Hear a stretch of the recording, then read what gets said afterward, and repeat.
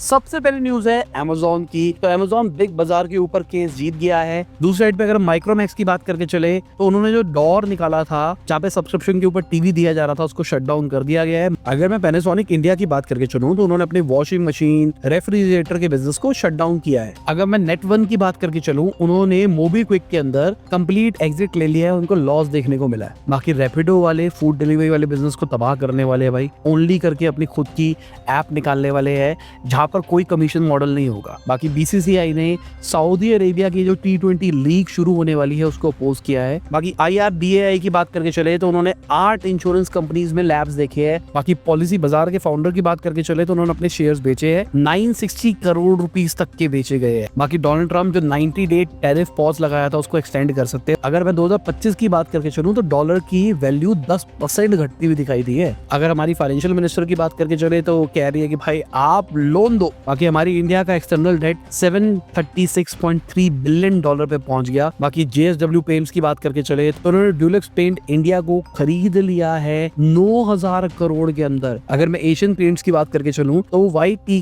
के 40% एक्वायर कर रहे हैं 188 करोड़ के अंदर। बाकी वेकफिट वालों ने अपने IPO के लिए फाइल कर दिया है, कहा जा रहा है 468 करोड़ रुपया रेज करने वाले हैं। 9 करोड़ का लॉस रिपोर्ट किया है उन्होंने अगर पहले 9 महीने ऑफ फाइनेंशियल ईयर 25 की बात करके चले तो। बाकी जीवा वालों ने 530 करोड़ रुपए रेस किए हैं 3950 करोड़ की वैल्यूएशन के ऊपर। बाकी पल्स वालों की बात करके चले तो 750 करोड़ का रेवेन्यू छू दिया उन्होंने फाइनेंशियल ईयर 25 के अंदर। बाकी पाइन लैब्स ने भी अपने IPO के लिए फाइल कर दिया है। पाइन लैब्स फाइनेंशियल ईयर 25 के अंदर प्रॉफिटेबल भी होती हुई दिखाई दी है, मतलब IPO से पहले ही अचानक प्रॉफिटेबल हो गई है। अगर पाइन लैब्स के CEO की बात करके चलूं तो 9.5 करोड़ की सैलरी ली है उन्होंने फाइनेंशियल ईयर 25 के अंदर। इन्होंने DRHP फाइल किया है, उसके अंदर ये भी पता लग रहा है कि इनके ऊपर 300 करोड़ का GST रिलेटेड एक टैक्स डिमांड नोटिस है। बाकी HDB फाइनेंशियल्स की बात करके चले तो उनका IPO फुली सब्सक्राइब्ड हो गया अपने फाइनल डे के अंदर 16.7x से होता हुआ दिखाई दिया है। बाकी OpenAI ने एक AI स्टार्टअप क्रॉसिंग माइंड्स को एक्वायर किया है। मेटा वाले भी प्ले AI को एक्वायर कर सकते हैं, बहुत एडवांस टॉक्स चल रही है। बाकी हमारी गवर्नमेंट ने 6 लाख करोड़ के स्पेक्ट्रम ड्यूज को वेव ऑफ कर दिया है। बाकी रिलायंस वाले